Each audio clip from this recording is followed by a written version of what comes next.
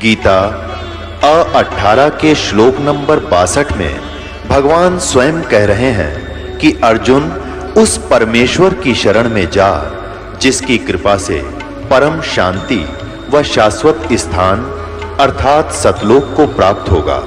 वो परमेश्वर कौन है, कहां है, कैसा है, जानने के लिए कृपया अवश्य सुनिए जगत गुरु तत्वदर्शी संत रामपाल जी महाराज के अमृत वचन।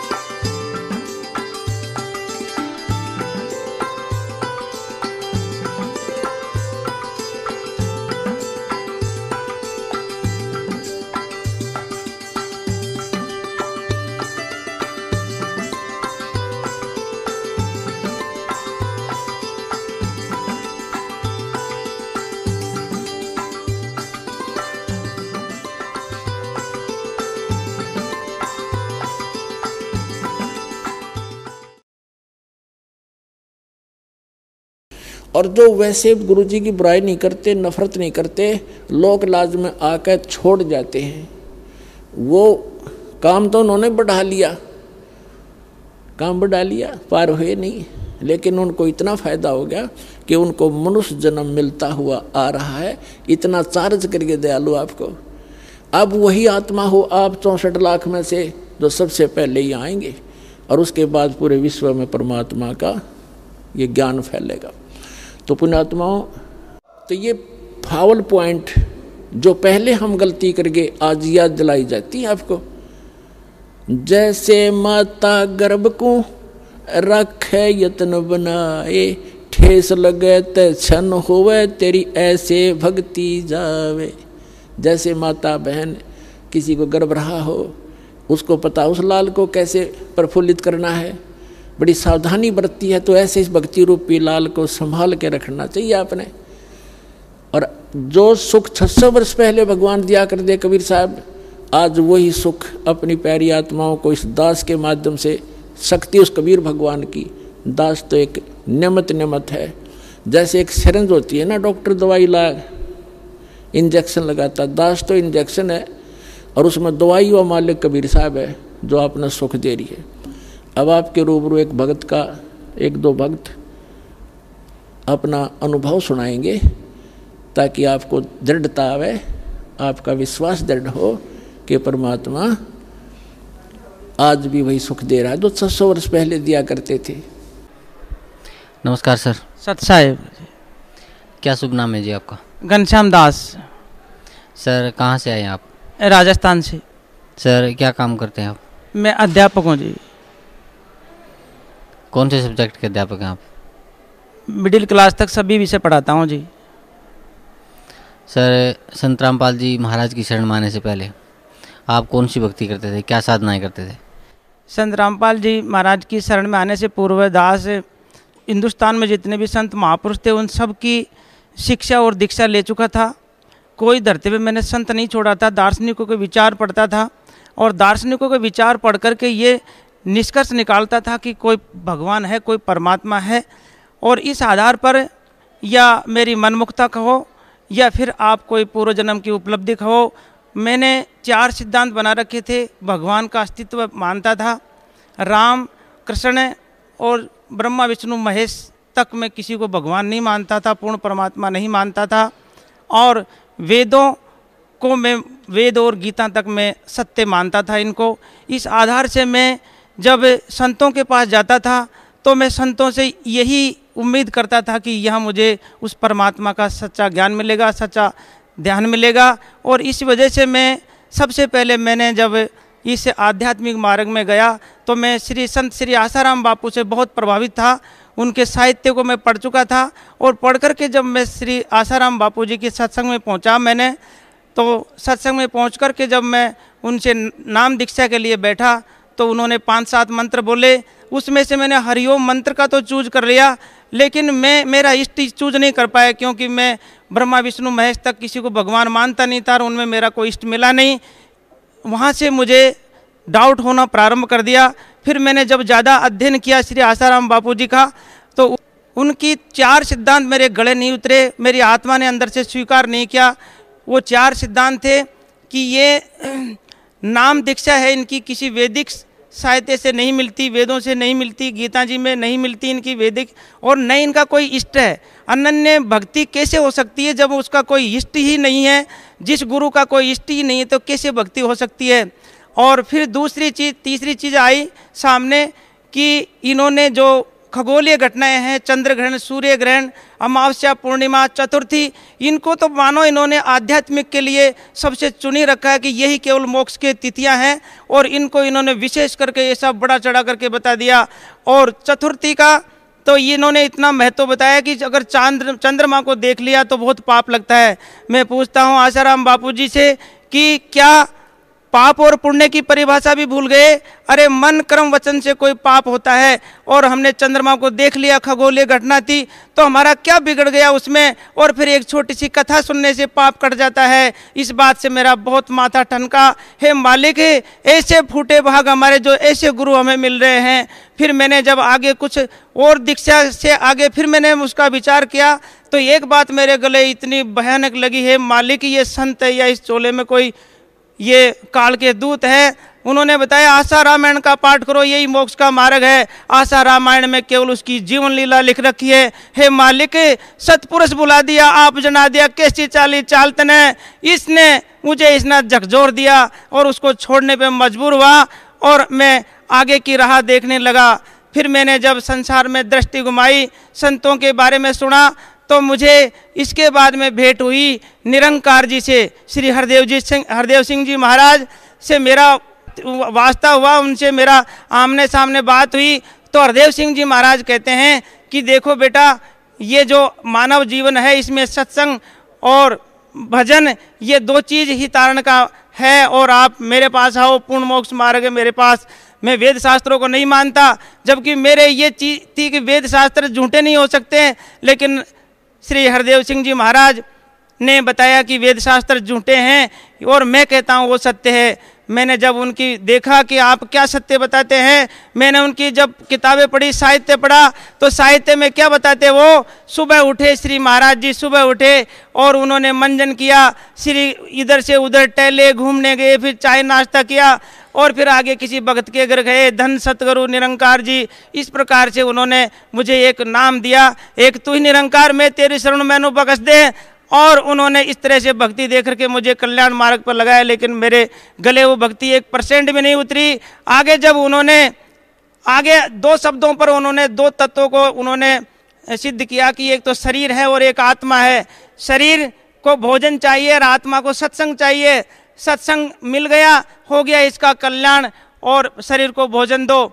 जब आगे मैंने खुलासा करके पूछा कि क्या भोजन में कुछ भी खा सकते हैं, तो उन्होंने बताया कि जरूरी तो है कि कुछ भी खा सकते हो, ऐसा नहीं है, कुछ नियम है, लेकिन फिर भी परमात्मा ने इसके लिए एक दरवाज़ा खुला छोड़ा है कि जैसे ऐसे देश में या दक्षिणी भारत मानो या ऐसे मांसाहारी देश जहाँ पर मांस खाना बहुत जरूरी होता है, तो वो मांसाहारी लोग भी भक्ति कर सकते हैं, वो सत्संग में आ सकते हैं और उनका कल्याण करवा सकते हैं। तब मेरे ये चीज़ बिल्कुल गले न उतरी। हे मालिक, ऐसे संत जो मांसाहारी व्यक्ति को भी ये आध्यात्मिक मार्ग में जोड़ करके और कल्याण कर देंगे, ये कैसे हो सकता है? और फिर उन्होंने इस बात को भी उन्होंने सिद्ध करने के लिए कई तरह के उदाहरण दे डाले, लेकिन मेरे वो चीज़ गले नहीं उतरी।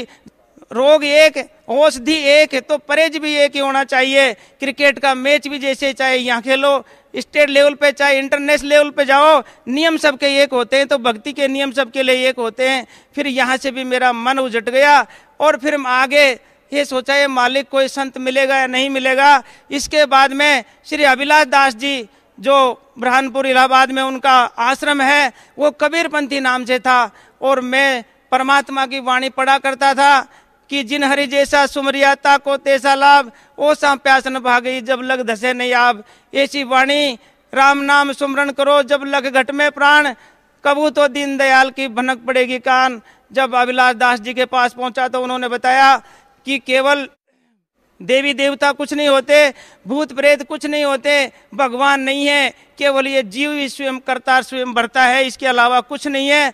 मैं ही स्वयं ब्रह्म अहम ब्रह्मास्मि। इस प्रकार से कई उन्होंने वेद शास्त्रों के श्लोक जो उसकी अज्ञान सोच को सिद्ध करने के लिए बताए और उस आधार पर उन्होंने भक्ति दी। तू अखंड है, अविनाशी है, शुद्ध चेतन सर्व आत्मा है और तू केवल ध्यान करो, श्वास पर अपना ध्यान टिकाओ और अपना कल्याण कराओ।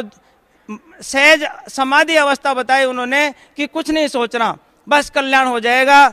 मेरे ये बात बिल्कुल गले नहीं उतरती। फिर मैंने बताया कि पहले आप बताओ सिलेबस क्या है, आप किस शास्त्र को आधार लेते हो। तो उन्होंने बताया कि मैं वेद भी पढ़ता हूँ, गीता जी भी पढ़ता हूँ। और मैंने बताया कि आप कबीर साहिब का कौन सा ग्रंथ पढ़ते हो। तो उन्होंने बताया कि मैं बीजक पढ़ता हूँ। जब मैंने बीजक उठा के देखा तो बीजक उठाया और उनकी वाणी को मिलाया तो एक वाणी भी मिल नहीं पा रही थी। हे मालिक, ये संत बोलता क्या है, वाणी क्या बोल रही है। मैंने बीजक की पहली साखी पढ़ी तो उसमें बताया कि जीव शिव सब प्रगटे, वो ठाकुर सब दास। तब मेरा बिल्कुल ये हुआ है मालिक, ये संत क्या बोल रहा है, भगवान नहीं है, जीव शिव जो शब्द आ रहा है परमात्मा है, हम उनके दास हैं। उनमें जगह जगह बीजक में पढ़ा मैंने, सार शब्द का सुमरण करो, सतनाम का सुमरण करो, ये चीजें पढ़ता और उससे पूछता तो वो बताता ये जीव ही सार शब्द है, यही सतनाम है, इसके अलावा कुछ नहीं है, अहम ब्रह्म यानी मैं ही भगवान हूँ। इस प्रकार का ज्ञान देकर के उसने भी मुझे बहुत समझाने की कोशिश की। खूब ध्यान साधनाएं की मैंने, लेकिन मेरी आत्मा गवाह नहीं दे रही थी। वहाँ आत्मा बिल्कुल ही स्वीकार नहीं की उस बात को। और फिर मैं यहाँ से आगे बढ़ने के लिए घूमा। उस समय कृपालु जी महाराज नाम से संत थे, मनगढ़ में उनका आश्रम है। तो उन्होंने एक ढिंडोरा पीट रखा था कि मैं वर्ल्ड में तत्वदर्शी संत हूँ, मेरे अलावा इस धरती पे कोई तत्वदर्शी संत नहीं है और मैं पूर्ण वेदों का ज्ञाता हूँ। मैंने जितने भी शंकराचार्य हुए हैं उनकी वाणी में मतभेद है, लेकिन मैंने उस मतभेद को सारा निकाल करके एक कर लिया है। उन्होंने उसकी सबसे बले बताया कि हमारा हिंदू धर्म का गढ़ है काशी में, काशी विद्वत परिषद में 500 विद्वान डिलेट बैठते हैं, अलग अलग शास्त्र के, अलग अलग पुराण के, और मैंने सबको पढ़ा है, सबको जाना है और मेरे अंदर वो परमात्मा स्वयं आकर के विराजमान है और मुझे वही मार्गदर्शन कर रहे हैं। उन्होंने बताया कि जो प्रथम शंकराचार्य हुए उन्होंने कहा कि ब्रह्म सत्य जगत मिथ्या अहम ब्रह्मास्मि। उन्होंने स्वयं को ब्रह्म मान करके और इस प्रकार से व्याख्या करके और अपने धर्म की और एक आध्यात्मिक मार्ग उन्होंने प्रशस्त करके चले गए। इसके बाद में 3 शंकराचार्य हुए, माधवाचार्य, निम्बारकाचार्य और श्री रामानुजाचार्य। उन्होंने इस बात को खंडित करके, यानी इन शंकराचार्यों में मतभेद था और इनमें मतभेद क्या था कि उसने एक तत्व माना था, ब्रह्म सत्य जगत मिथ्या अहम ब्रह्मास्मि, और इन्होंने कहा कि ब्रह्म जीव प्रकृति 3 तत्व है। तो रामानंद जी उसी साधना से क्या करते थे। तब मैंने देखा कि इन महापुरुषों में भी मतभेद है, ये वेदों को समझ नहीं पाए, हो सकता है इनके दिमाग में नहीं बैठी वो बात। तो श्री तत्वदर्शी संत श्री कृपालु जी महाराज बोले कि मैंने इनमें समन्वय कर लिया। बोले जी आपने कैसे कर लिया। बोले 3 तत्व नित्य और अनादि सिद्ध है, इसमें ब्रह्म मुख्य है, जीव और प्रकृति इनमें एक दूसरे ने किसी को किसी से बढ़ाया नहीं, स्वयं सिद्ध है, ये अपने आप बने बनाए हैं, इनमें किसी ने किसी को बनाया नहीं है। इसलिए हमको माया को यानी प्रकृति को जान करके छोड़ देना है और ब्रह्म को पहचान लेना है, जान लेने से हमारा कल्याण हो जाएगा। तो मैंने जानने की कोशिश की। उन्होंने एक डोज 21 दिन में देता है, वो एक प्रवचन की श्रृंखला 21 दिन में सुनाता है। मैंने डबल डोज ली 42 दिन की और समझने की कोशिश की कि जानने से मुक्ति हो जाएगी परमात्मा को, यानी ब्रह्म को जान लिया तो मेरी मुक्ति हो जाएगी, क्योंकि ब्रह्मा विष्णु महेश से आगे का ज्ञान था वो, और वो मेरे कुछ हृदय में बैठना प्रारंभ किया। लेकिन आखिरकार उन्होंने जब ये सारी चीज़ें समझाई और फिर मैंने बताया कि नाम मंत्र क्या है, तो उन्होंने बताया राधे राधे बोला करो और रूप ध्यान करो। मैंने पूछा परमात्मा है कैसा। बोले निराकार है। अब रूप ध्यान 2.5 घंटे वो सुबह 2.5 घंटों शाम को बताया करते थे। और रूप ध्यान में क्या करते थे, मैंने कहा जी क्या करना है। बोले बेटा श्री कृष्ण का आप काल्पनिक चित्र बनाओ मन में और उसको आप जी मर्जी बनाओ, चाहे छोटा बनाओ बच्चा, चाहे जवान बनाओ, चाहे बूढ़ा बनाओ, लेकिन अगर छोटा बच्चा बनाओगे तो उसका आलिंगन भी कर लोगे। तो मैंने छोटा बच्चा बनाया, घंटों बैठ के रूप ध्यान किया। तब मैंने एक दिन विचार किया, है मालिक, ये परमात्मा को निराकार बता रहा है और साधना साकार बता रहा है, यानी रूप ध्यान करवा रहा है। मेरा दिमाग यहाँ से उजट गया, मालिक तेरा सही पता आप भी नहीं मिल पाया। मैं यहाँ से जब विचलित था तो उस समय मुझे एक संत मिला, पठानकोट पंजाब में, फ़कीरानंद नाम था उस संत का। उस संत के पास मैं पहुंचा। मैंने कहा, जी मैं भ्रमित हूँ, मुझे परमात्मा चाहिए, कि आप परमात्मा से मिले हुए हो। इसके पहले मैं एक छोटी सी बात भूल गया, कृपालू जी महाराज की। उन्होंने आखिरकार बताया था, मैंने पूछा था कि संत की पहचान क्या है, संत की पहचान मुझे बता दो, हो सकता है आपको पता नहीं हो, मैं आगे चला जाऊंगा। तो उन्होंने बताया कि श्रोत्रिय ब्रह्मनिष्ठ होना चाहिए। श्रोत्रिय ब्रह्मनिष्ठ को उन्होंने खोल करके बताया कि श्रोत्रिय प्लस ब्रह्मनिष्ठ, श्रोत्रिय का मतलब है जो वेद शास्त्र का पूर्ण ज्ञाता भी हो, और ब्रह्मनिष्ठ का मतलब जिसने ब्रह्म को आमने सामने बात की हो, देखा हो। ये दो चीज़ होनी चाहिए उस संत के अंदर। फिर आगे उसने डिफाइन करके बताया कि श्रोत्रिय यानी वेद शास्त्र का ज्ञाता नहीं हो चलेगा, केवल जिसने भगवान को देखा हो, भगवान से बात की हो, तो वो चलेगा। तो मैंने जब गया, मैं पठानकोट पंजाब, फ़कीरानंद जी महाराज नाम से एक संत थे, तो वो बाबा रामदेव नाम से आश्रम चलाते थे। तो मैंने पूछा, जी आप भगवान को जानते हो क्या? बोले, हाँ रोज़ बात करता हूँ भगवान से मैं, और मैं पूर्ण ब्रह्म का मैं जानकार हूँ, और आपको बिल्कुल भगवान से मिलाऊंगा। मैंने कहा, आप बिल्कुल भगवान से मिलाओगे? बोले, हाँ मैं मिलाऊंगा, भगवान से रोज़ बात करता हूँ। तो मैंने कहा, जी नामदान दीजिए। उन्होंने 10-15 दिन मुझे आश्रम में रखा और सारे ज्ञान समझाया, ब्रह्म तक का ज्ञान था उनके पास में। उन्होंने मंत्र दिया, ओम सोम ब्रह्म निकलंग देव नमः। तब मैंने कहा कि हो सकता है यहाँ मेरा कल्याण हो जाए। मैंने मंत्र दीक्षा लेकर के साधना प्रारंभ कर दी और साधना करता रहा। कम से कम 5 साल मैंने साधना की, वहाँ टिका था मैं। उन्होंने देखा कि ये, मैंने पूछा, मालिक आपने मुझे मंत्र दे दिया, मेरा हो सकता है कल्याण यहाँ हो जाए, लेकिन मुझे ये बताओ परमात्मा कैसा है? बोले, परमात्मा तो निराकार है, ये संपूर्ण ब्रह्मांड ही परमात्मा है। बाकी के संतों ने बताया था कि जर्रे जर्रे में भगवान है, कण कण में भगवान है, लेकिन उन्होंने उसको थोड़ा सा डिफाइन करके बताया कि जो ये साकार रूप परमात्मा, ये संपूर्ण ब्रह्मांड है, यही परमात्मा है। मैंने कहा कि आपकी ये विधि बिल्कुल ठीक है, लेकिन आप मुझे ये बताओ मेरा इष्ट कौन सा है? बोले, इष्ट तेरा इष्ट चातुर प्राणी होते हैं। उन्होंने बताया, जी आपका इष्ट भी मैं ही हूँ और आपका गुरु भी मैं ही हूँ। मैंने कहा ठीक है, मैं भक्ति करता रहा, लेकिन मेरे ये बात गले नहीं उतरी कि इष्ट अलग होता है और गुरु अलग होता है। गुरु तो मिलाने वाला होता है उस मालिक को, लेकिन मैं आगे का रास्ता न जान करके लगा रहा। उन्होंने क्या किया, धीरे धीरे मुझे, उसके पास सिद्धियाँ थी। एक प्रेत उनके अंदर आता था रामदेव नाम से, और रामदेव नाम से जो प्रेत आता था, वो प्रेत उनके अंदर आकर के मुरली बोला करता था, जैसे ब्रह्मा कुमारी में बोलते हैं। तो उस ब्रह्मा कुमारी वाली सिस्टम वहाँ था। वो प्रेत रूप में रामदेव आता था। रामदेव के बारे में थोड़ा सा मैं आपको बताऊं। रामदेव जिस समय परमात्मा कबीर साहब काशी जी में 600 साल पहले आए थे, तो उस समय ही काल ने अपना एक दूत भेजा था राजस्थान में, पश्चिमी राजस्थान में भेजा था, और वो जैसी लीला परमात्मा करके गए थे ऐसी लीला वो भी करके गया था। फर्क थोड़ा था उसमें, वो काल का दूत था, ये परमात्मा स्वयं अपने सत भक्ति लेके आए थे। वही उन्होंने भी एक अवतार लिया था और उन्होंने भी अपनी भक्ति बचपन से स्टार्ट कर दी थी। और जैसे परमात्मा एक 4 तार का एक वाद्य यंत्र होता है, उस तरह से उस पर मीठी मीठी वाणी धुन सुनाया करते थे परमात्मा। इसी प्रकार से वो रामदेव भी सुनाया करता था। वो मालिक सबका एक है, उसके घर में कोई छोटा कोई बड़ा कोई भेद नहीं है, और उस मालिक का इस मनुष्य जन्म में मिलना आसान है। और अपने इस मनुष्य जन्म में आकर के गुरु धारण करो, गुरु भक्ति करो, गुरुदेव नाम उसका जाप करो और मालिक की भक्ति करो। और ऐसा वो साधनाएं बताया करते थे। मालिक इधर कर रहे थे, जब गए परमात्मा से शरीर गए थे, उधर उसने भी समाधि लेकर के, सिद्ध पुरुष था वो, कोई पुण्य आत्मा थी, तो वो समाधि लेकर के, जीवित समाधि लेकर के चले गए थे।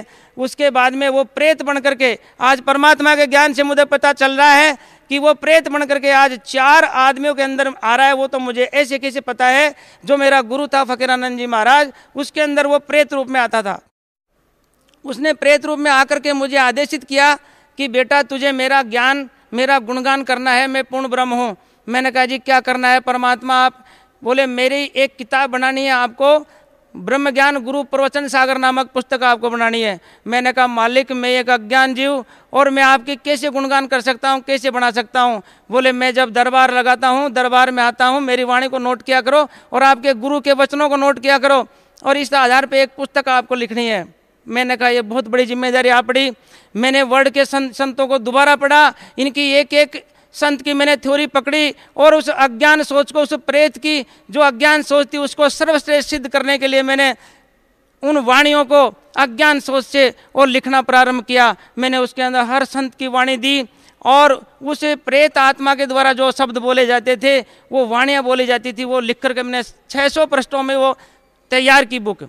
उस समय उन्होंने लगाए रखा मैं कहीं भग नहीं जाऊं, इसलिए उन्होंने एक सिद्धियां उसके पास प्रेत की थी। एक सिद्धि का पता नहीं मुझे सिद्धि दी थी या उन्होंने शक्ति दी थी, लेकिन मेरे हाथ से कोई शक्ति निकलती थी और मेरे आगे भी उन्होंने लाइन लगा दी आदमियों की कि आप इनको ठीक करो।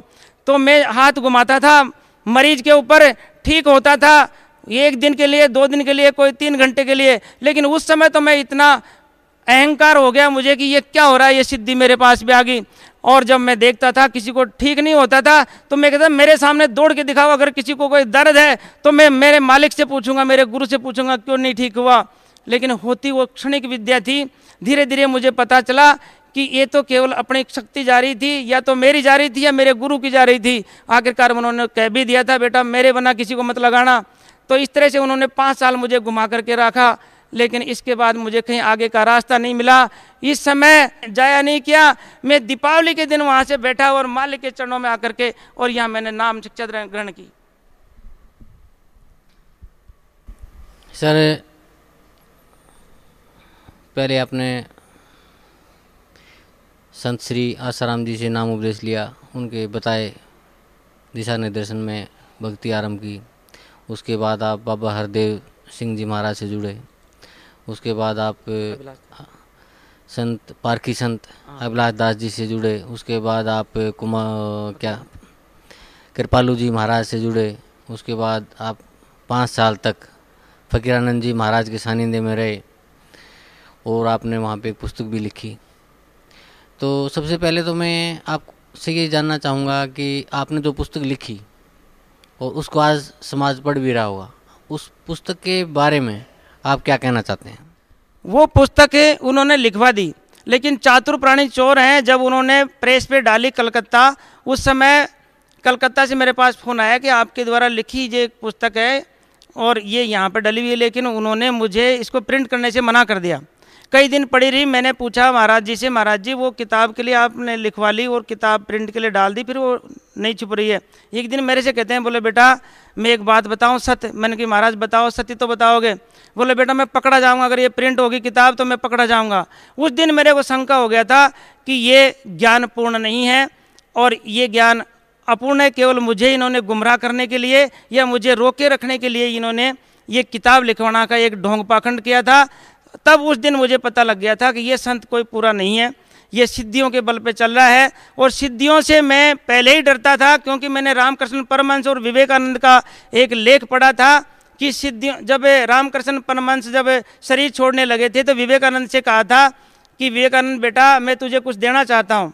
उन्होंने कहा महाराज आपने कमी क्या रख दी, सब कुछ तो दे रखा है, आपने सब कुछ दिया है, मालिक क्या देना चाहते हो। बोले बेटा मेरे पास 8 सिद्धि 9 निधि का ज्ञान है जो मेरे पास है, मैं जा रहा हूँ और जिस समय मैं इनको जब मैंने काम ली नहीं और आज मैं काम लेने लायक हुआ हूँ तो मेरा शरीर जा रहा है, इसलिए इन सिद्धियों को तुझे देना चाहता हूँ। विवेकानंद कुशाग्र बुद्धि था, उसने पूछा मालिक क्या मेरा इन सिद्धियों से कल्याण हो सकता है। तो रामकृष्ण परमहंस बोले बेटा इससे तो नरक मिलेगा, आपका कल्याण नहीं हो सकता।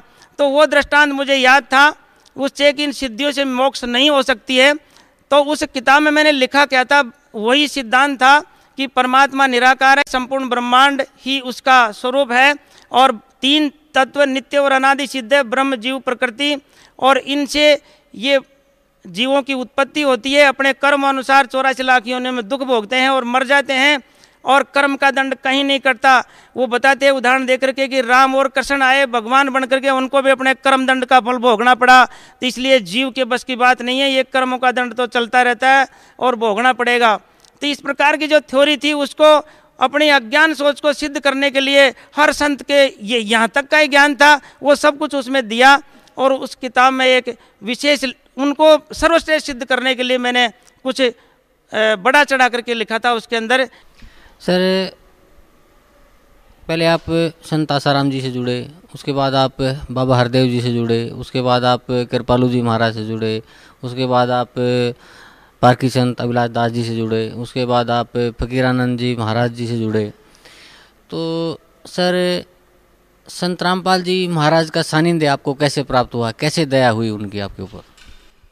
ये दया मैं आज यहाँ आने के बाद और तत्व ज्ञान होने के बाद मैं ये दावे से कह सकता हूँ कि मैं किसी जन्म में मैंने परमात्मा की सत भक्ति का स्वाद चखा था और वो स्वाद चखने से ही मुझे कहीं शांति नहीं मिली।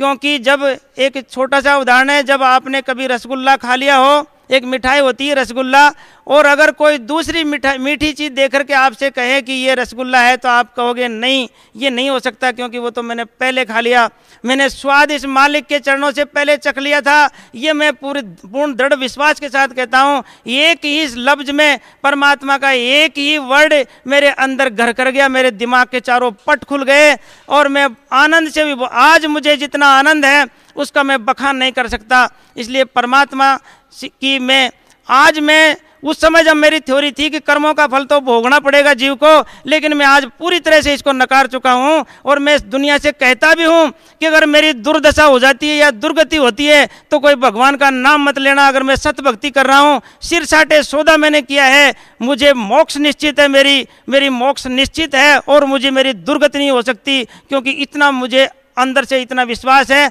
तो ये प्रमाण मैं मानता हूँ कि कोई मेरे पूर्व जन्म की उपलब्धि है, ये इस जन्म की नहीं मानता मैं। एक दिन मैं टीवी के सामने बैठा हुआ था, मालिक की कृपा हुई, मौज हुई और परमात्मा के प्रवचन चालू हुए। वो मालिक कौन है, कैसा है, कहाँ रहता है, किसने देखा है और उसकी भक्ति विधि क्या है जो हमारे पाप कर्म दंड काट देते हैं, ये विधि मेरे पास नहीं थी। इन प्रश्नों के लिए मैं तरसा करता था, हु इज़ गॉड। तो ये परमात्मा की जब मुझे ज्ञान मिला, मैं आनंद से विभोर हो गया और उस दिन सोचा ये मालिक आज मेरा कल्याण हो गया, ये कोई संत पूरा है और इसके पास पूरा ज्ञान है, मैं जल्दी मेरा कल्याण कराऊंगा। मैंने नंबर नोट किए नीचे जो आ रही थी नंबर, लेकिन दूसरे दिन जब मैं देखना प्रारंभ किया तो वो चैनल ख़त्म हो गया। उस दिन काल के दूतों ने बंद करा दिया दूसरे दिन ही। फिर मैं तड़पा, है मालिक तेरी वाणी कैसे सुनने को मिलेगी। मैंने फ़ोन किया, यहाँ से किताब मंगाई। किताब में मंगाने के बाद जब मैंने पढ़ा तो जैसे मैंने पहले इन किताबों को पढ़ रखी है या ज्ञान मैंने पहले ही सुन रखा है, ऐसा मुझे अनुभव हुआ।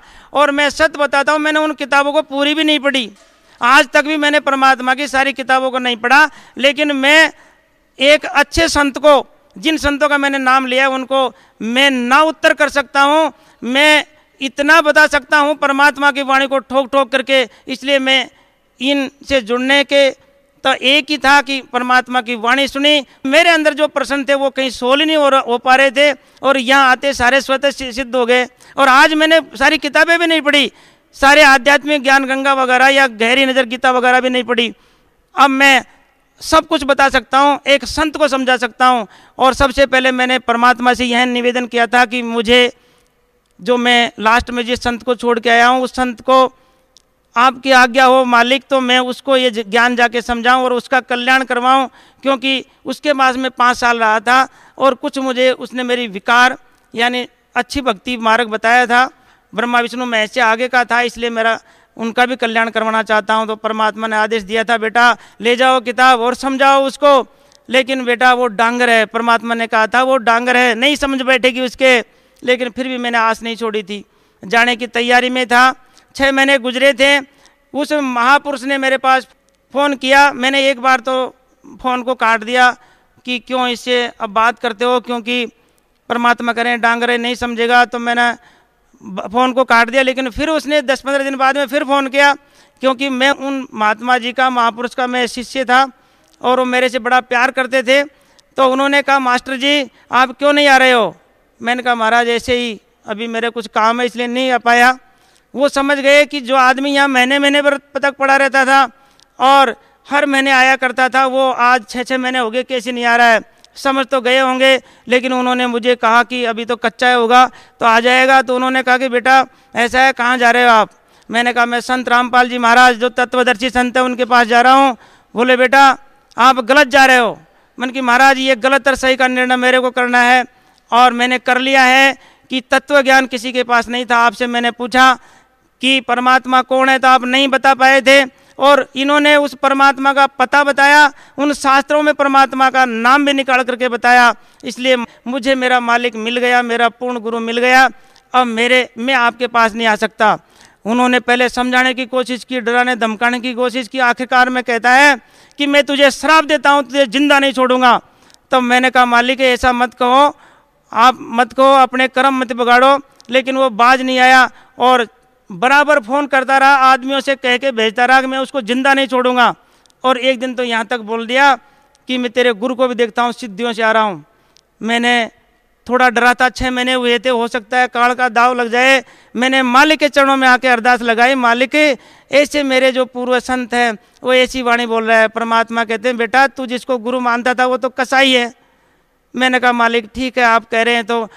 परमात्मा ने कहा बेटा चिंता ना करना, वो दिन है आज मैं आत्मा इतना तृप्त है, इतना दृढ़ विश्वास है कि मेरा कोई बाल बांका नहीं कर सकता। और वो कहता है कि मैं तुझे छोड़ूंगा नहीं, लेकिन मेरा बाल बांका नहीं कर सकता क्योंकि मेरा दृढ़ विश्वास है, मालिक के चरणों में हूँ, तो इसमें मुझे कोई डर नहीं है। अब मैं आगे जो मालिक की कृपा है, मैं हरदम सेवा में रहता हूँ मालिक के चरणों से और हरदम मैं इनके गुणगान करता रहता हूँ। सर आप पहले संत आसाराम जी से जुड़े भक्ति प्राप्त करने के उद्देश्य से, फिर आप कृपालु जी महाराज से जुड़े, आपका उद्देश्य यही था कि परमात्मा को जाना जाए, मोक्ष को प्राप्त किया जाए। फिर आप हरदेव जी से जुड़े तो भी आप यही उद्देश्य लेके गए कि भगवान को जाना जाए और उस मुक्ति प्राप्त की जाए। फिर आप कृपालु जी महाराज से भी इसी उद्देश्य से लेके मिले कि भगवान को जाना जाए, उसकी भक्ति की जाए और मुक्ति प्राप्त की जाए। फिर आप फकीरानंद जी से भी इसी उद्देश्य से जुड़े और उनके सानिध्य में भी आपने बहुत सी भक्ति भी की। तो सर आपको वहाँ कोई आध्यात्मिक लाभ, जहाँ तक आप बता रहे हैं कि आपको नहीं हुआ, और जो भी वो बता रहे थे भ्रमित करने वाली पूजाएं आपको बताई उन्होंने। तो सर संत रामपाल जी महाराज के सानिध्य में आप आए, उनके दिशा निर्देशन में, परम संत सदगुरु रामपाल जी महाराज के दिशा निर्देशन में आपने भक्ति शुरू की। तो उस भक्ति का आपको क्या लाभ मिला? जी, भक्ति से मुझे लाभ मिला। आध्यात्मिक के लाभ तो आप देख रहे हो कि मेरी आत्मा कितनी पूर्ण है, कितनी आनंदित है। इसका बखान तो मैं शब्दों में कर ही नहीं सकता। दैहिक, दैविक, भौतिक यानी आध्यात्मिक लाभ मुझे बहुत हुआ। शारीरिक कष्ट मेरे को शरीर में मेरे कुछ नहीं था और मेरी भक्तमती के बीमारियों की कमी नहीं थी। तो मैं तो मेरा कल्याण करवाने के लिए, लेकिन भक्तमती मेरे जितने भी संतों के मैं गया, भक्तमती साथ में जाती थी।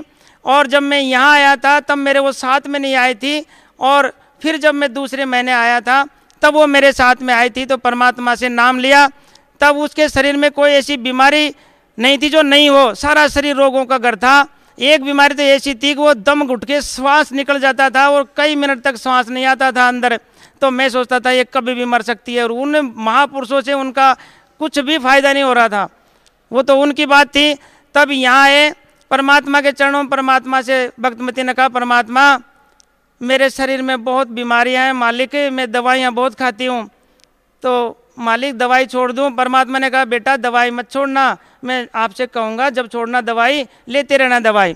दूसरे महीने जब आने को तैयार हुए तो भक्तमती ने सोच रही थी कि परमात्मा के यहाँ चलूँगी, खीर बनती है वहाँ खीर भी नहीं खाऊंगी मैं, तो ऐसे सोच रही थी। उस दिन मालिक रात को गए, रात को पहुँचे भक्तमती के सामने और भक्तमती से कहते हैं बेटा कुछ नहीं होगा, खीर खानी है तुझे। और मालिक ने वहीं अपने हाथ से चम्मच से खीर खिलाई। सुबह रोती हुई उठी और कह रही है जी रात परमात्मा आए, मुझे अपने हाथों से चम्मच से खीर खिलाया और मेरे आज सारा शरीर ठीक है, जैसे मेरा कोई बीमारी नहीं थी।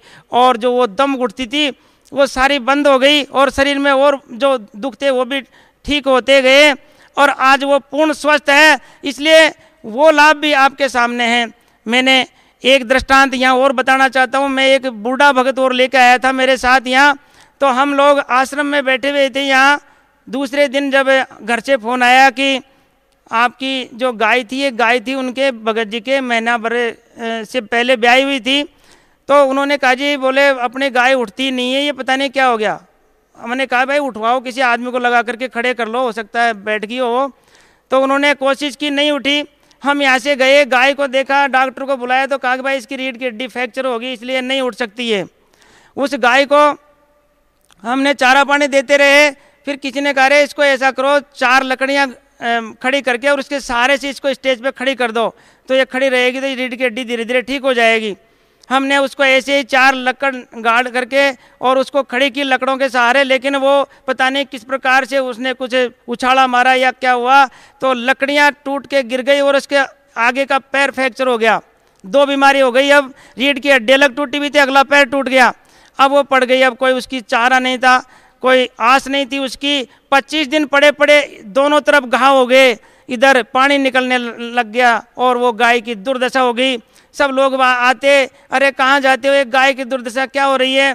हम मालिक से कहते, परमात्मा इस गाय को अब तो प्राणदान छुड़वाओ मालिक, और इसकी गति करो मालिक, इसे जीव हमारे सामने तड़पता है, देखा नहीं जाता मालिक।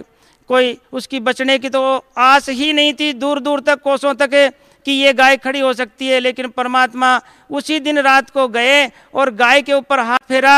भगत जी को दिखाई दिए थे बस मात्र परमात्मा आए, गाय के ऊपर हाथ फेरा है। सुबह जब भक्तमती उठी और अपने बाथरूम करने उठी थी, खेत में गाय चरती हुई खड़ी मिली। बंदी छोड़ की दया से गाय की रीढ़ की हड्डी और टूटा हुआ पैर और चारों तरफ से गड़ा हुआ मांस रात रात को ठीक हो गया। सुबह 1.5 किलो दूध दिया उस गाय ने, जहो बंदी छोड़ की। इन प्रमाणों से हमारी आत्मा इतनी गदगद है, इतना मालिक का कृपा है, जिनको आप सुनाते सुनाते हम ये कहते हैं कि देखो चलो, पूर्ण परमात्मा है, एक काम वही कर सकता है। छोटे मोटे काम तो अपने प्रारब्ध से भी हो जाते हैं और संतों की कृपा से भी हो जाते हैं, लेकिन ये काम नहीं हो सकते। यहाँ मैंने इन परमात्मा की बहुत से फायदे हुए, छोटे मोटे तो मैं क्या गिनाऊं, लेकिन ये बड़े जो चीज़ें हैं वो परमात्मा के इन प्रमाणों को परमात्मा में दृढ़ विश्वास करने के लिए बहुत कुछ काफ़ी है। सर, परम संत सतगुरु रामपाल जी महाराज का आपको सानिध्य कैसे प्राप्त हुआ? सानिध्य के लिए मैंने टीवी देखी, पुस्तक पढ़ी थी। फिर मैं यहाँ जब आया था तो मुझे थोड़ा थोड़ा भ्रम था, हो सकता है अब भी कहीं मैं गलत जगह नहीं फंस जाऊं।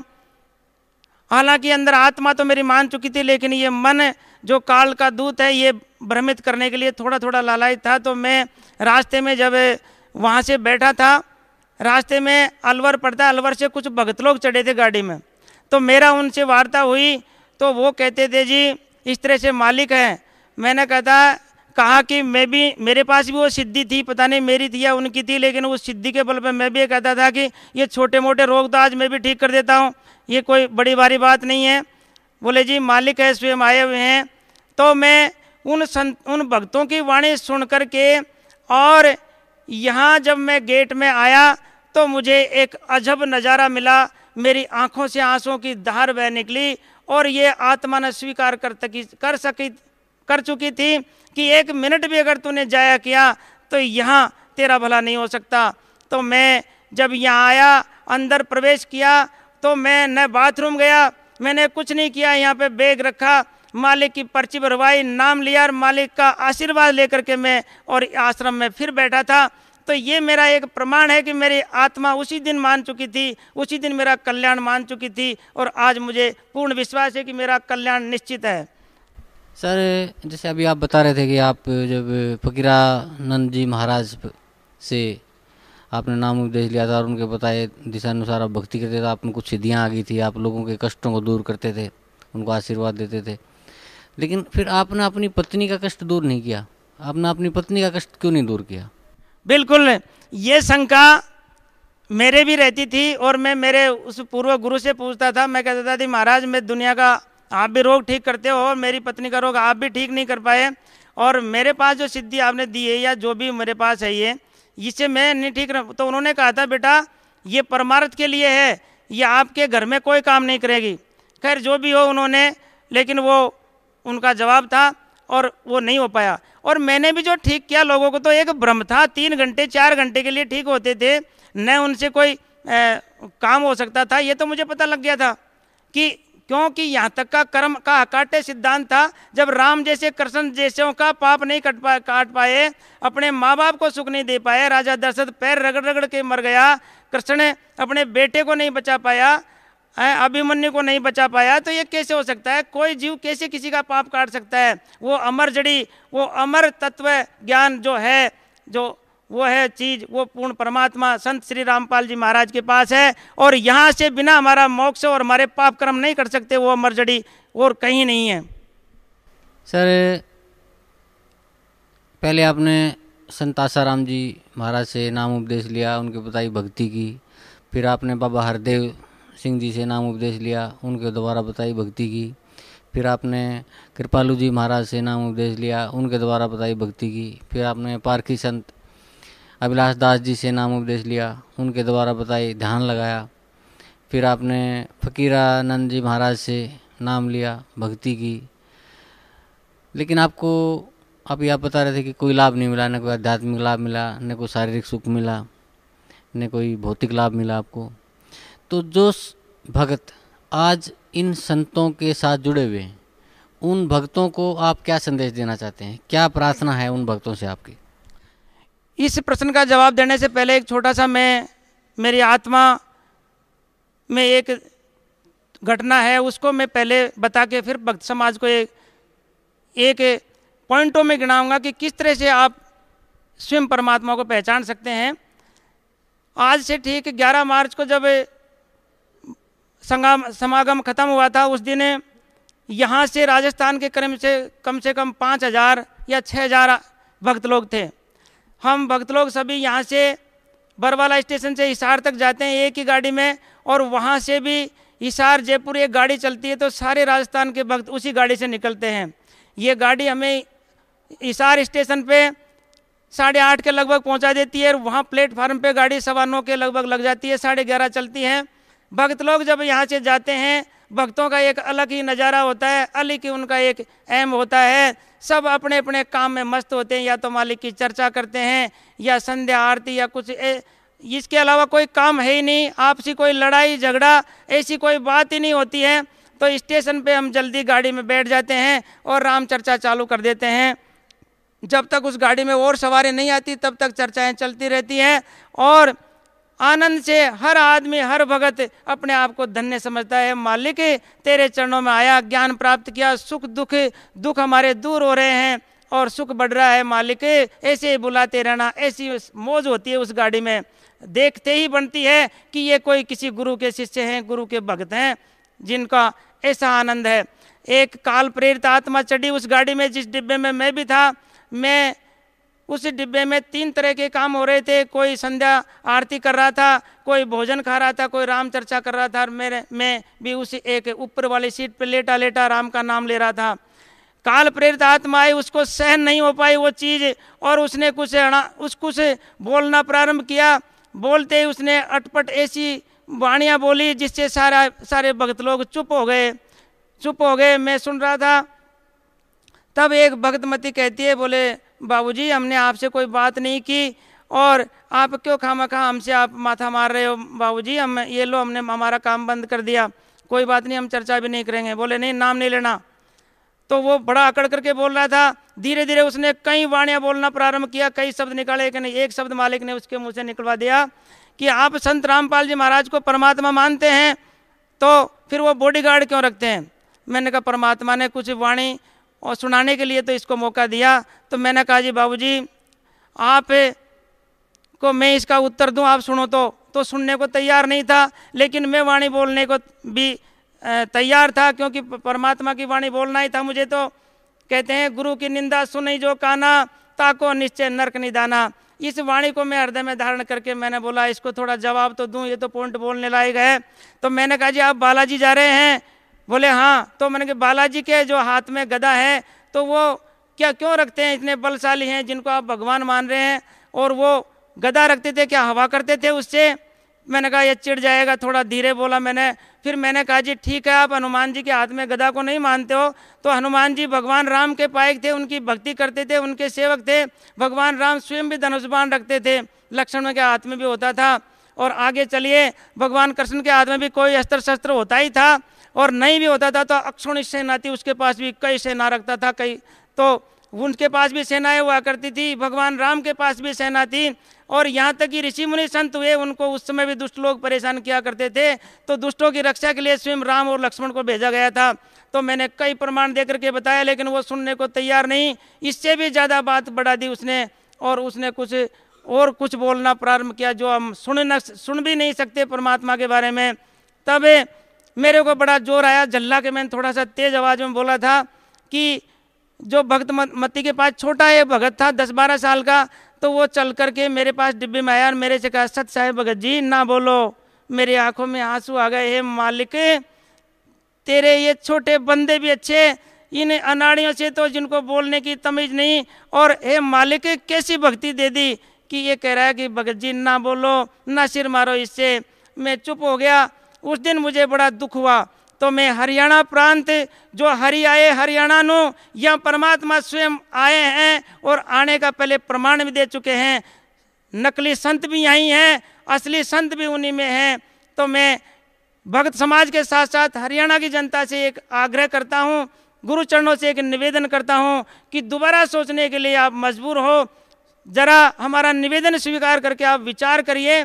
4 बिंदु है सोचने लायक जो हमारी बुद्धि को बदल सकते हैं। पहला बिंदु है कि आज तक जितने भी धरती पे संत अवतार हुए हैं, संत महापुरुष आए हैं, उन्होंने सबने अपनी अपनी ढपली, अपनी अपनी राग बताई है। एक भी संत ने दूसरे संत के बारे में एक शब्द भी नहीं बोला। यह आपके सामने है, किसी ने बोला हो तो। न किसी ने अपनी भक्ति को ही श्रेष्ठ बताया। वो कहते हैं जी कहाँ जा रहे हो, बोले आसाराम जी, बोले वो भी ठीक है। बोले तुम कहाँ जा रहे हो, बोले धन सदगुरु, वो भी ठीक है। किसी भी संत ने एक संत के बारे में एक शब्द भी नहीं बोला। तो ये प्रमाण है कि परमात्मा ने यहाँ हर संत को बेनकाब किया, हर संत का पर्दाफाश किया, उसकी किताब से, उसकी थ्योरी, उसी के प्रैक्टिकल से। ये कम सबूत नहीं है। और परमात्मा ने दूध का दूध और पानी का पानी करके बता दिया, नंबर 1। नंबर 2 पे हु इज गॉड, परमात्मा कौन है। हमारे धर्म शास्त्रों में सारे कुरान, बाइबल, सब पवित्र ग्रंथों से प्रमाणित कर दिया कि who is God, Kabir is God. तो ये जो हमारे कुरान पढ़ने वाले मुल्ला और काजी कई पीढ़ियों से मर गए, 1450 साल हो गई, लेकिन उनको कुरान का कह भी पता नहीं था। वेदों को ऋषि मुनि और संत पढ़ के चले गए, अपने अपने सिद्धांत दे करके चले गए, लेकिन उनको परमात्मा का नाम का पता नहीं लगा। और वो कबीर मनीषी, कबीर देव नाम से वेदों के अंदर प्रमाण है और कुरान के अंदर प्रमाण है। गुरु ग्रंथ साहिब को पढ़ते पढ़ते सिख धर्म के कितने ही धर्म गुरु जो चले गए, और एक गुरु ग्रंथ साहिब को उन्होंने मान करके उन्हें ये सिद्ध नहीं कर पाए कि गुरु नानक साहब का गुरु कौन था और वो भगवान कौन है जिसकी भक्ति विधि है। तो इन सारे ग्रंथों से प्रमाणित जो है, उनको भी आप अपनी बुद्धि को बदलने के लिए, हमारा मोतियाबंद ठीक होने के लिए, ये प्रमाण भी कोई कम नहीं है कि परमात्मा ने सभी धर्म ग्रंथों के उन्हीं के जगह उन्होंने परमात्मा का नाम तक निकाल के बता दिया और उसकी विधि के लिए बता दिया कि उसकी विधि किसी तत्वदर्शी संत से पूछ ले। और मुसलमान धर्म के ग्रंथ में बताया कि उसकी खबर किसी बाखबर से जाके पूछे, इलम वाले से, वो बताएगा मैं नहीं जानता। तो ये प्रमाण भी कोई कम नहीं है। तीसरा प्रमाण है कि परमात्मा जो हमारे जिन संतों से परमात्मा मिला है, उन संतों की वाणी पढ़ करके भी हमारा अंदाज लगा सकते हैं कि जिनको परमात्मा मिला है उन्होंने कौन सा नाम भजन किया है और उनका गुरु कौन सा था। इससे भी हम प्रमाणित कर सकते हैं। चौथा है नोस्ट्राडेमस नाम से, जो फ्रांस का जो दार्शनिक है, ठीक 450 साल पहले दहाड़ करके कह रहा है। उस समय तो हरियाणा का कहीं नामो निशान में नहीं था और परमात्मा संत रामपाल जी महाराज का भी कहीं जन्म नहीं था। 450 साल बहुत पुरानी बात होती है। उस समय वो दिल ठोक करके कह रहा है कि एक हरियाणा प्रांत है और उसमें एक किसान घर में एक संत का जन्म होगा और वो सायरन नाम होगा और वो दहाड़ करके बोलेगा, सब संत महापुरुष उसके आगे पूंछ दुबाते फिरेंगे, नहीं छुपते फिरेंगे। वो संत तारणहार होगा, उसका एक झंडा होगा, एक भक्ति विधि होगी। उस संत को मैं 450 साल पहले लेट करके प्रणाम करता हूँ और आगाह करता हूँ कि कोई उस संत की निंदा मत करना, पाप का भागी मत बन जाना। वो तारणहार संत है, उसके चरणों में जा करके और भक्ति विधि ग्रहण करके और अपना कल्याण करवाना। तो ये प्रमाण भी कोई कम नहीं है, क्योंकि वो दार्शनिक था, वो किसी धर्म का नहीं था, न वो हिंदू धर्म को मानता था। ये प्रमाण भी काफ़ी है। इस प्रकार से इन प्रमाणों को देखते हुए मैं सभी भक्त समाज से निवेदन करता हूँ कि सभी इन प्रमाणों को देख करके नया प्रमाण और देखिए। डॉक्टर जाकिर नाइक जो एक धर्म प्रवक्ता है, मुसलमान धर्म का प्रवक्ता माना जाता है, और धाड़ धाड़ करके बोल रहा है कि मेरी चुनौती है, अगर कोई मुझे हरा दे। परमात्मा संत श्री रामपाल जी महाराज ने उनकी चुनौती स्वीकार की, उन्होंने टाइम लिया, टाइम दिया, लेकिन आज देखिए, आज 20 दिन हो गए, वो कहीं सामने नहीं आ रहा, उसका कहीं पता नहीं है। मीडिया वाले तक परेशान है कि वो जवाब देने की बजाय कहीं सामने नहीं दिखाई दे रहा। ये प्रमाण क्या हमारे इस मोतियाबिंद के ऑपरेशन के लिए कम है? इसलिए मैं भक्त समाज से पुनः निवेदन करता हूं कि अपने मोतियाबिंद का ऑपरेशन करवाने के लिए इन बिंदुओं पर विचार करो और विचार करके और परमात्मा के शरण में आओ। परमात्मा कह रहे हैं मेरा सब मेरे तो हैं, कोई मेरा दुश्मन थोड़े ही है। परमात्मा कह रहे हैं मेरे बच्चे हैं, हो सकता है इन्होंने ज़्यादा पी रखी है, काल ने ज़्यादा पिला रखी है, एक दिन इनको सोधी आएगी और ये अपने पिता को पहचानेंगे और अपना कल्याण करवा लेंगे। मैं इतना ही कह के और समाप्त करता हूँ। सत साहेब। सर, परम संत सतगुरु रामपाल जी महाराज ने विश्व के सभी धर्म गुरुओं को शास्त्रार्थ के लिए आमंत्रित किया है, तो ये सुन के आपको कैसा लगता है?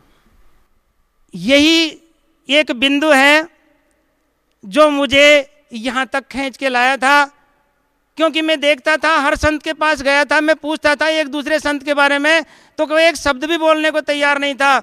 और यही वाणी परमात्मा की जो इन्होंने सारे उन्हीं के सदग्रंथों से उन्हीं को बेनकाब किया है, उन्हीं की वाणी से उनकी थ्योरी और प्रैक्टिकल मिला दी, और एक शब्द भी उससे ज़्यादा नहीं बोले परमात्मा, और उन्हीं से उनको फाल्ट सिद्ध कर दिया। तो ये कोई कम प्रमाणित है? ये प्रमाण सुन करके मेरी आत्मा विभोर हो जाती है, आनंदित हो जाती है, और हमारा विश्वास दृढ़ और गहरा होता जाता है, और इस भाव भक्ति में डूबने के लिए काफ़ी है। ये इतना आनंददायक शब्द होता है परमात्मा का।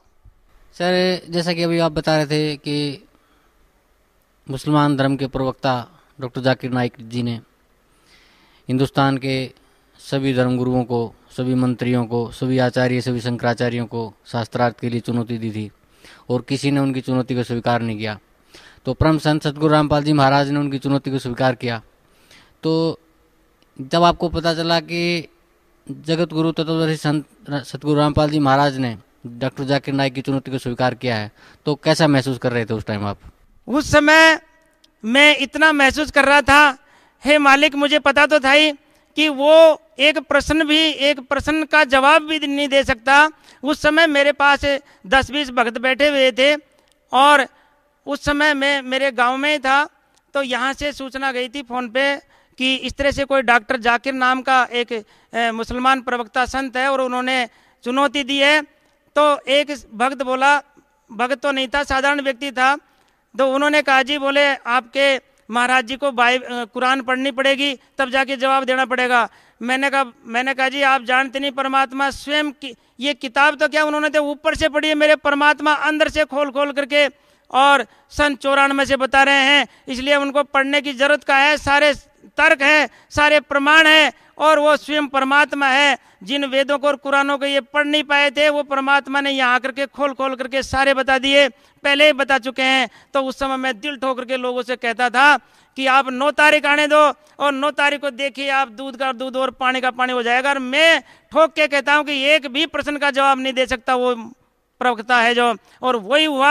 आज मैं कहता हूं कि वो उसको 20 दिन हो गए, और मीडिया वाले कह रहे हैं कि हमसे भी वो न तो संपर्क कर रहा है, न बातचीत हो रही है।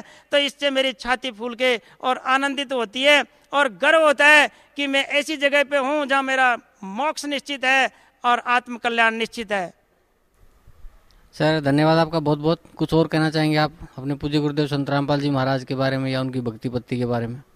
बस आखिरी शब्द यही है कि जो काल ने हमें बहुत पिला रखी है, बहुत भ्रमित कर रखा है, और मैं एक यहाँ पे एक दृष्टांत से और समझाना चाहूँगा कि मुझे याद आता है धर्मदास जी महाराज की कहानी कि उनके नारायण दास नाम का पुत्र था। तो हमेशा धर्मदास जी कहा करते थे परमात्मा से, परमात्मा मेरा एक ही बेटा है, इसको कल्याण करो मालिक, इसको चरणों में लगाओ। तब कहते थे परमात्मा बेटा ये नहीं लग सकता, ये काल का भेजा दूत है, क्योंकि परमात्मा को पता था, परमात्मा सब जानते थे और काल भी ये जानता था कि धर्मदास परमात्मा के शरण में जाएगा, और काल ने अपना दूत पहले उसके घर में भेज दिया था, तो वो नहीं पहचान पाया था। और उसी तरह से परमात्मा को पता है, यानी काल को भी पता है कि परमात्मा जब आएगा या अपना अवतार भेजेगा या सद्ज्ञान देगा तो हरियाणा से स्टार्ट करेगा। इसलिए काल ने यहाँ भेज करके, मैं ये कहता हूँ कि हरियाणा की जनता को 100 साल पीछे भेज दिया। 100 साल जो हमारा देश या वर्ल्ड 100 साल आगे चल रहा है, हरियाणा पीछे चल रहा है। आज भी 80% हरियाणा के लोग झाड़ और फूंक में विश्वास करते हैं। राजस्थान में जितने भी देवी देवता है उनके सारे चक्कर लगा रहे हैं। ये ट्रेन जाती है उसमें देखते हैं कोई बालाजी के जा रहा है और कहीं प्रेत के जा रहा है, कहीं भूतों के जा रहे हैं। तो ये काल प्रेरित है।